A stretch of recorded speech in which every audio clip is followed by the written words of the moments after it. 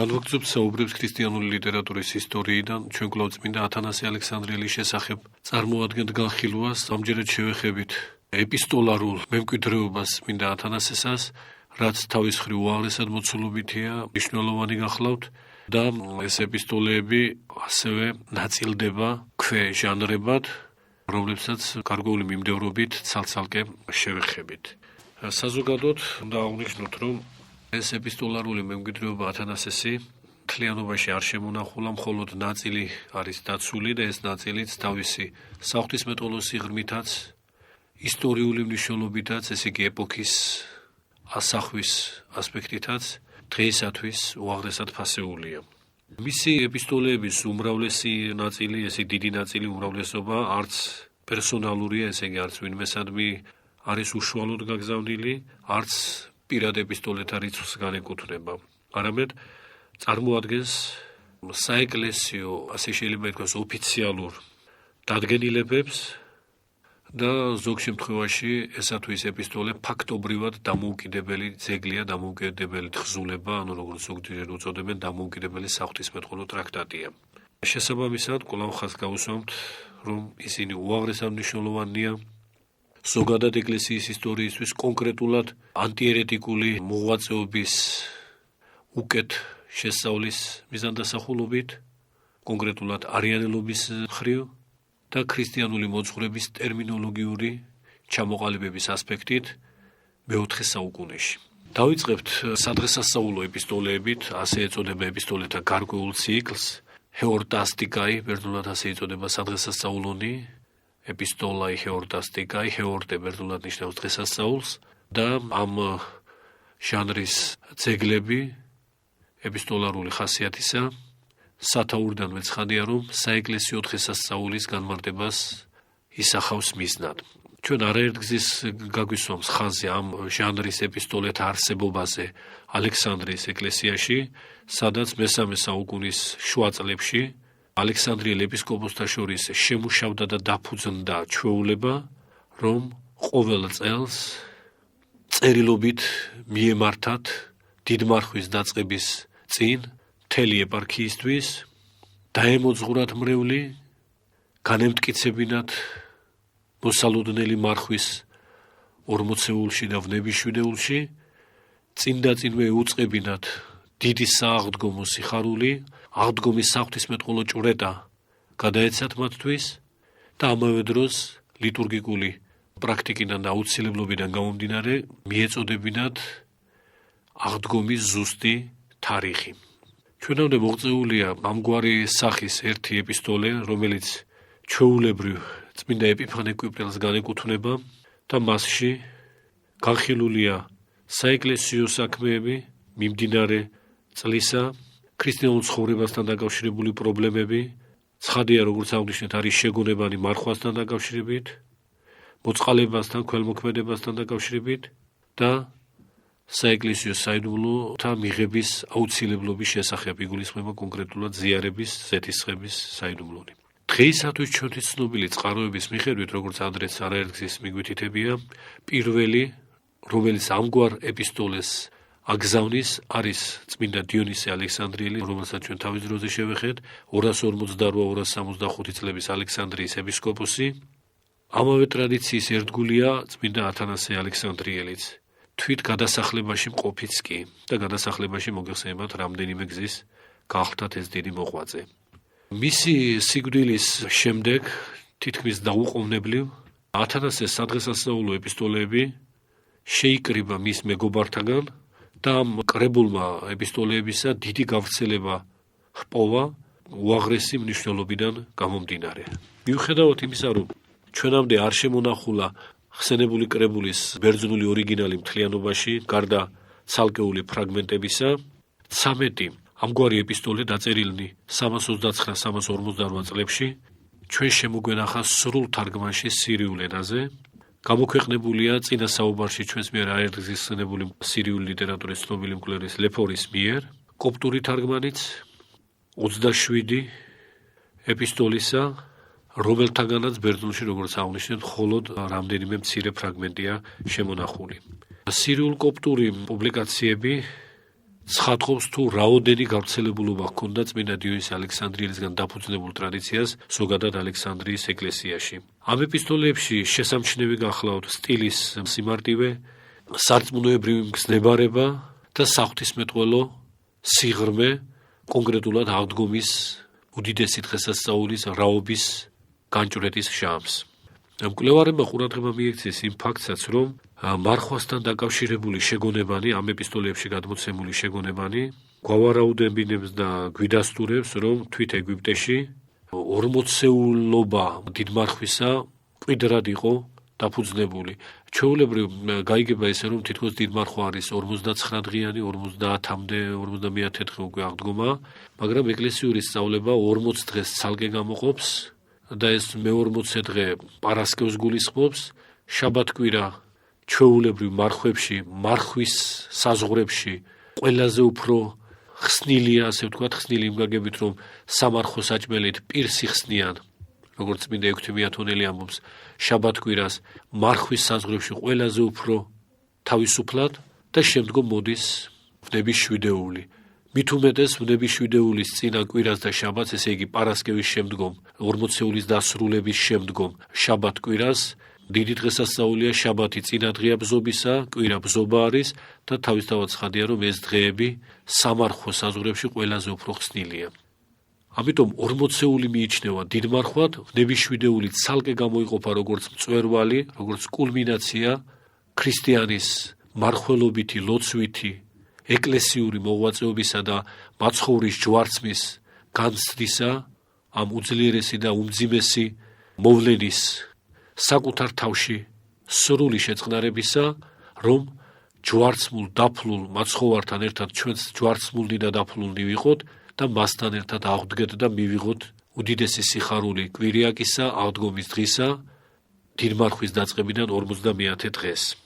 ჩვენამდე მოღწეული ეპისტოლეებიდან პირველი, როგორც უკვე ვთქვით, 329 წლით თარიღდება და მასში მხოლოდ 6 დღის მარხვის შესახებაა საუბარი, მაგრამ უკვე 330 წლიდან ათანასე მტკიცედ ადასტურებს, რომ 6 კვირა მარხვისა მკაცრად უნდა იქნეს დაცული.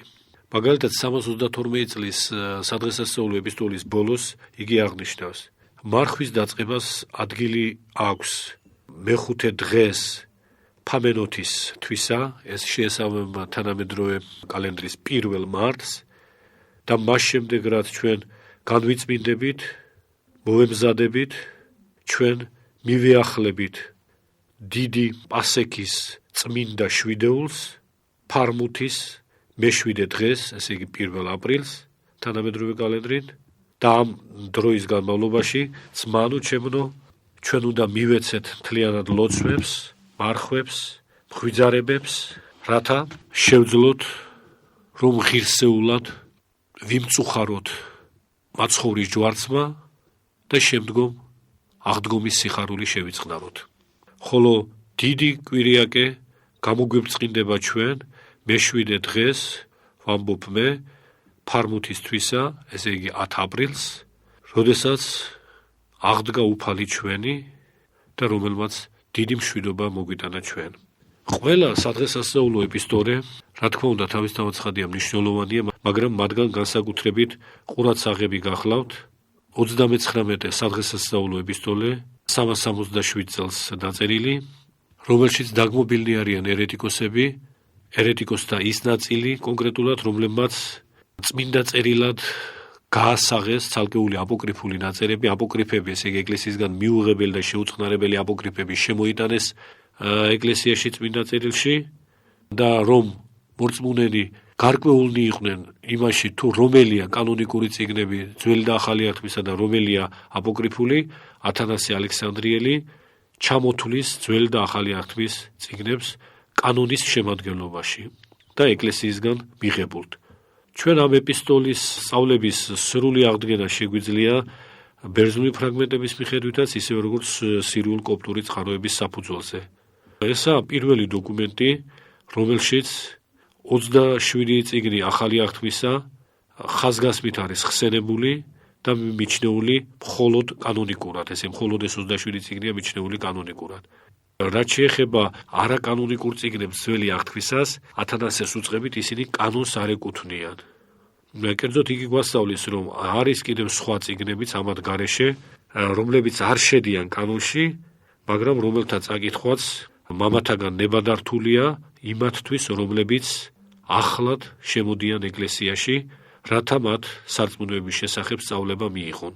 და აქ ჩამოთვლილიცაა ათანასესგან ცალკეული ამგვარი წიგნები, კერძოდ სოლომონის სიბრძნე, ზირაქის სიბრძნე, ესთერის წიგნი, იუდითის, ტობის, აგრეთვე 12 მოციქულის მოძღვრება ასეთი აპოკრიფი არსებობდა და შემონახულიცაა და მწყემსი. მწყემსი გახლავთ ბერძნულად წოდებული როგორც პიმენი, სხვადასხვა ძველ ქართულ თარგმანში შენარჩუნებული ეს ბერძნული ფორმა პიმენი, ჰერმესის მიერ დაწერილი თხზულება, მრავალი კუთხით საყურადღებო, რომელიც ნებადართული ეკლესიის მამათაგან, თუმცა ის ცხადია კანონში არ შედის.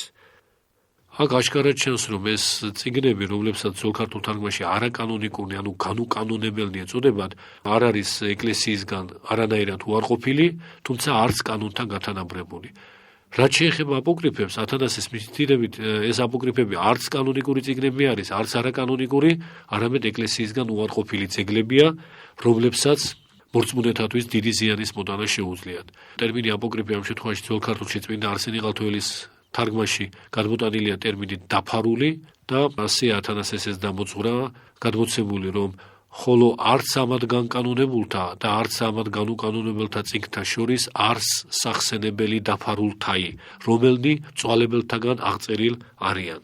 ეს ეპისტოლე ამ კუთხით ბიბლიის კანონის ისტორიის თვალსაზრისით ეს ფრაგმენტი უпроსწორად უაღრესად ფასეულია. შეგვეძლო აგვენიშნა ისიც, რომ თვით ეს ფრაგმენტი ბერძნული ტექსტისა ჩვენამდე შემონახული გახლავთ დიდი ჯულის კანონის მიერ, დიდი ჯულის კანონშია შეტანილი და არსენი ყალთოელი, რომელიც თარგმნის თელ ჯულის კანონს, რა თქმა უნდა, ამ ეპისტოლესაც თარგმნის, რითაც ეს ეპისტოლე ქართველი მკითხველისთვისაც ცნობილი ხდება.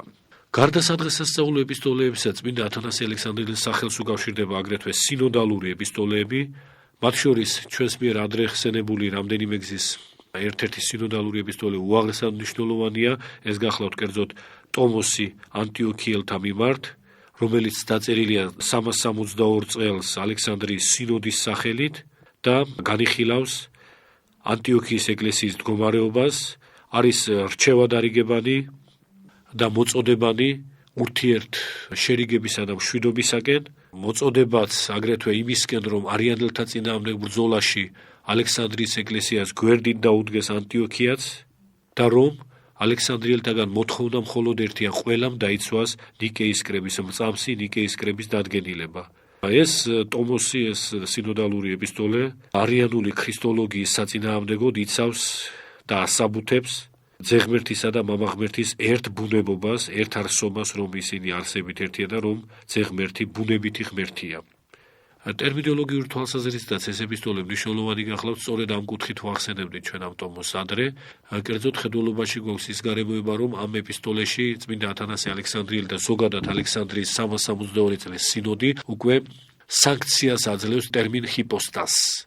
პიროვნების მნიშვნელობით, პროსოპონის, ანუ პირის იდენტურ ტერმინად. ჩვენ ადრე ვისაუბრეთ იმასთან დაკავშირებით, რომ ტერმინი ჰიპოსტასი რთულად დამკვიდრებადი აღმოჩნდა საეკლესიო ღვთისმეტყველებაში, ვიდრე მეოთხე საუკუნის შუა წლებამდე პიროვნული გაგება ჰიპოსტას ჯერ კიდევ დადგენილი არ ჰქონდა ეკლესიის მამათაგან, ქრონოლოგიურად პირველი ამ მხრივ არის დიდიმე ალექსანდრიელი, ეს იგი იმავე ალექსანდრიის ეპარქიის მოღვაწე, რომელზეც ჩვენ შემდეგ გვიქნება განხილვა. ამ პიროვნებამ 356 წელს უკვე გამოიყენა ფორმულა თავის ცნობილ შრომაში ყოვლადწმიდა სამების შესახებ და ეს ფორმულა ამგვარი გახლავთ: ერთი არსება და სამი ჰიპოსტასი, მია უსია ტრეის ჰიპოსტასეის. წმინდა ათანასე ალექსანდრიელი კი პირველად სწორედ ამ ტომოში 362 წლის ტომოში მართებულად მიიჩნევს ამგვარ გააზრებას ჰიპოსტასისას და ასეთი ფორმა აქვს მოძებნილი გამოთქვისა, რომ ჩვენ არ ვიქნებით წინააღმდეგნი იმისა, თუ ჰიპოსტასიც პიროვნულობის აღნიშნულ ტერმინად იქნება მოხმობილი. აი ამ გაგებით ჰიპოსტასი შემდგომში წმინდა ათანასე ალექსანდრიელის ავტორიტეტის და სინოდალური ეპისტოლის უაღრესი მნიშვნელობის გამო საბოლოოდ კვირდება საეკლესიო ღვთისმეტყველებაში, განსაკუთრებით კაბადოკიელ მამათა მოღვაწეობის შედეგად. აქვე უნდა ვახსენოთ აგრეთვე ეპისტოლე იმპერატორისადმი, იოვიანუს იმპერატორი იგულისხმება კონკრეტულად, რომელშიც მოკლედ გადმოცემულია ჭეშმარიტი სარწმუნოება, რასაც თვით იმპერატორი ითხოვდა ათანასესგან. და ეს ეპისტოლე სინოდალურად იწოდება, იმიტომ რომ ათანასემ იგი ჩამოაყალიბა და დაწერა ალექსანდრიის დიდი სინოდის განჩინების საფუძველზე, დადგენილების საფუძველზე. თვით ეს სინოდი კი 363 წელს გაიმართა. და მესამე სინოდალური ეპისტოლე ათანასესი აფრიკის ეპისკოპოსთა მიმართ, რაც დაწერილია ეგვიპტისა და ლიბიის 90 ეპისკოპოსის სახელით, იმ ეპისკოპოსებისა, რომლებიც შეიკრიბნენ ალექსანდრიის სინოდზე 369 წელს. გარკვეული გაფრთხილება ამ შემთხვევაში აფრიკელი ეპისკოპოსებისა აფრიკის იერარქიისა არიანელთა გამო, არიანელთა საშიშროების გამო და მათგანაც, რა თქმა უნდა, თანადგომა მოთხოვნილი, თანადგომა იმასთან დაკავშირებით, რომ დაცული იყოს ნიკეის კრების დადგენილებანი. კონკრეტულად აქ არიანელთა წინააღმდეგ დაპირისპირება ათანასეს ამ სინოდისა გულისხმობს არიანელთა მცდელობას, რომ ეკლესიის დადგენილებად გაავრცელონ რიმინის ცნობილი სინოდის სარწმუნოებრივი განსაზღვრება, სადაც არიანული მოძღვრება საკმაოდ გამოხატულია საწინააღმდეგოდ ნიკეის კრების დადგენილებისა. ათანასე ალექსანდრიელის ამ სინოდალურ ეპისტოლეს უეჭველად შედეგი ჰქონდა, რადგანაც მთელი აფრიკის მასშტაბით უდიდესწილად მისდამი მხარდაჭერა მკვეთრად გამოვლინდა და არიანულმა მწვალებლობამ იქ ასე იგი ბატონობა როგორც ასეთი ვერ მოიპოვა, რაც რა თქმა უნდა კვლავ ხაზგაუსვამთ ამ ეპისტოლის ღირსებას ხატყობს. ჩვენ აქ დროებით შევჩერდებით და კვლავ წმინდა ათანასე ალექსანდრიელის ეპისტოლეებზე განვაგრძობთ საუბარს შემდგომ შეხვედრაზე. გმადლობთ ყურადღებისათვის.